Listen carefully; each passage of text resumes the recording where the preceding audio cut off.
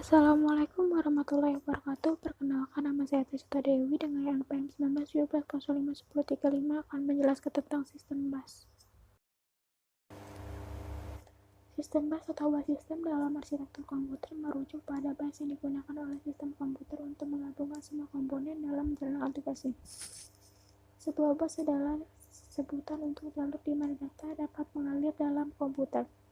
Jalur-jalur ini digunakan untuk komunikasi dan dapat dibuat di antara dua elemen atau lebih.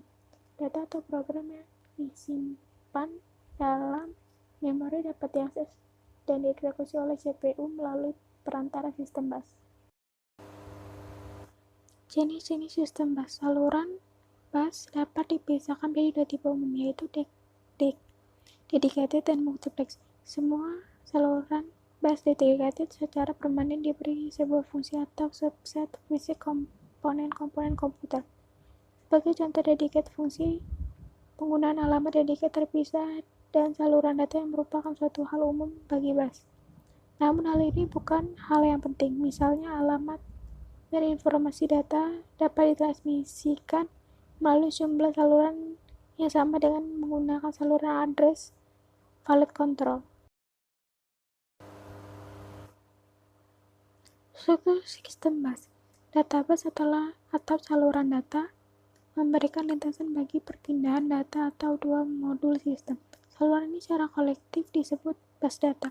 Umumnya bus data terdiri dari 8, 16, 32 saluran. Address bus atau saluran alamat. Saluran alamat untuk menandakan sumber atau tujuan pada bus data. Misalnya, bila CPU akan dibaca sebuah word data dari memori, maka CPU akan menaruh alamat word yang dimaksud pada saluran alamat. Digunakan untuk mengirimkan alamat word pada memori yang akan diakses CPU. Digunakan untuk saluran alamat perangkat modul komputer saat CPU mengakses suatu modul. Semua perangkat yang terhubung dengan sistem komputer agar dapat diakses harus memiliki alamat. Contohnya mengakses port input-output, maka port input-output harus memiliki alamat hardware-nya. Kontrol bus atau saluran bus. Saluran kontrol digunakan untuk mengontrol akses saluran alamat dan penggunaan data. Karena data dan saluran alamat dipakai bersama atau seluruh komponen, maka harus ada alat untuk mengontrol penggunanya. Berikut adalah fungsi-fungsi terdapat pada kontrol bus atau saluran kontrol.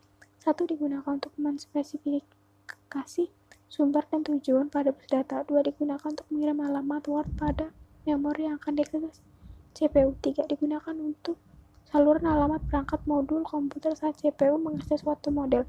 4. Semua peralatan yang terhubung pada sistem komputer agar dapat diakses harus memiliki alamat. Contohnya, mengakses port input-output, maka port input-output harus memiliki alamat hardware-nya.